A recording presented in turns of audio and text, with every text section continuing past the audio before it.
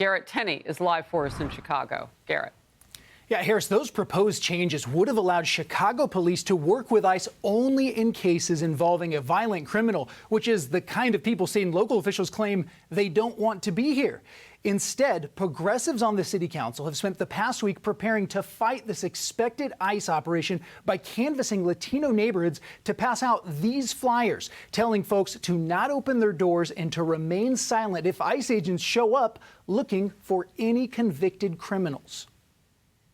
Talking to people, the fear is palpable. The fear is vocalized by our residents. People in the streets are saying that they're scared that ICE agents will show up at their doorsteps, at their workplaces, at their places of worship or places of going to school. They're scared of that. That is a problem. Governor J.B. Pritzker could push for changes in the state sanctuary policies to allow Illinois police to cooperate in some limited way. But he hasn't given any indication that that is something he is even considering, despite repeatedly saying criminal illegal migrants should be arrested and removed.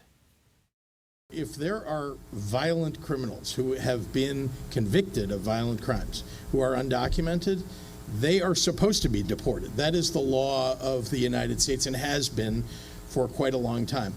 I don't want them in my state. I don't want them in the country. If you're going to commit crimes and you're undocumented, you don't deserve to stay in this country.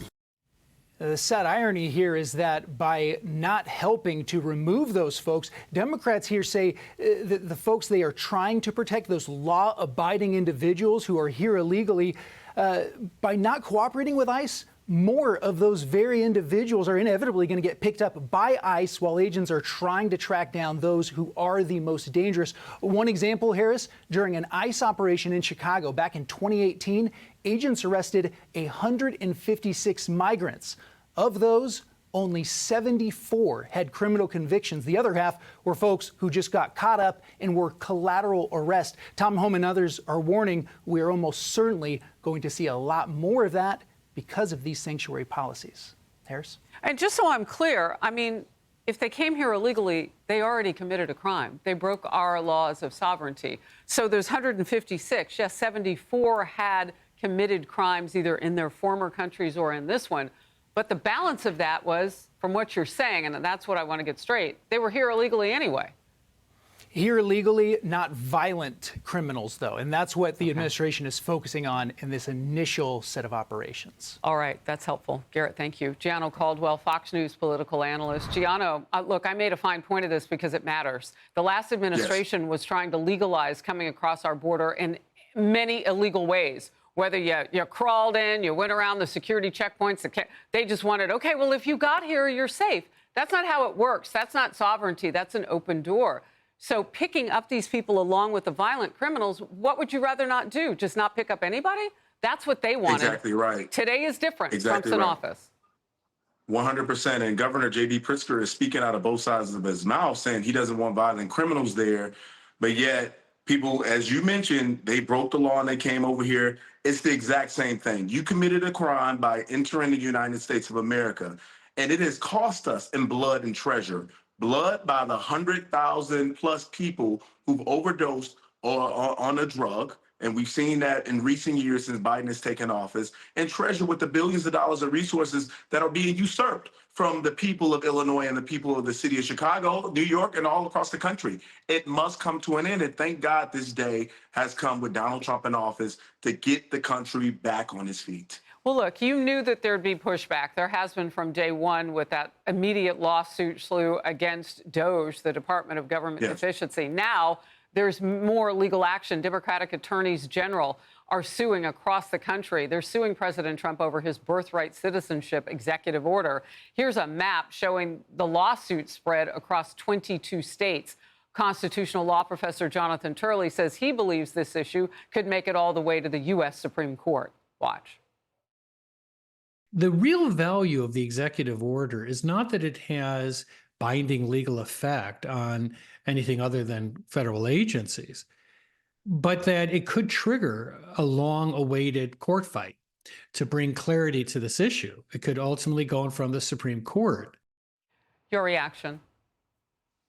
Well, I think he has a point there, and I would never challenge the professor. I think he's excellent in his legal commentary. So, yeah, there would be a court fight in the Supreme Court. But the facts of the matter are we should be focusing on Americans first, people who've built a life here, not people who decided they were pregnant and they came across just so they can have a child within the United States and get those particular protections. That's usurping, again, resources from Americans. And it's an issue we've been dealing with for decades. That's why it is imperative that Congress comes up with an immigration plan that's going to take care of all of these issues, because we've been talking about it for decades. Things need to come to a change because we have to protect Americans first. Well, look, you and I were at events in Washington for the inauguration, one in particular where Tim Scott and Byron Donalds from Florida, Congressman and Senator Tim Scott. There is this focus on being able to do those big bipartisan things. Just real quickly, what was your take on lawmakers you talked with? Well, people are excited. There's a lot of enthusiasm and energy around the new administration. And I got to be honest with you, Harris, that isn't just Republicans and conservatives and people who voted for Trump. I've heard from people who voted for Kamala Harris, who voted for Joe Biden in the previous election, people who would never give Donald Trump the time of day. They're enthusiastic. They're excited. People feel it everywhere because they know we've been in a terrible state of affairs for the last 4 years. Our economic activity, inflation, the border, crime. These are issues that impact every American. And they're now thinking, wait, we got a guy who's now in office who means business. And that's why people are excited, and they're looking forward to 4 years of Donald Trump. And folks who didn't vote for him, many are looking to give him a chance. Gianno Caldwell, thank you. Good to see you. Thank you for having me. Hey everyone, I'm Emily Campagno. Catch me and my co-hosts Harris Faulkner and Kaylee McEnany on Outnumbered every weekday at 12 p.m. Eastern, or set your DVR. Also, don't forget to subscribe to the Fox News YouTube page for daily highlights.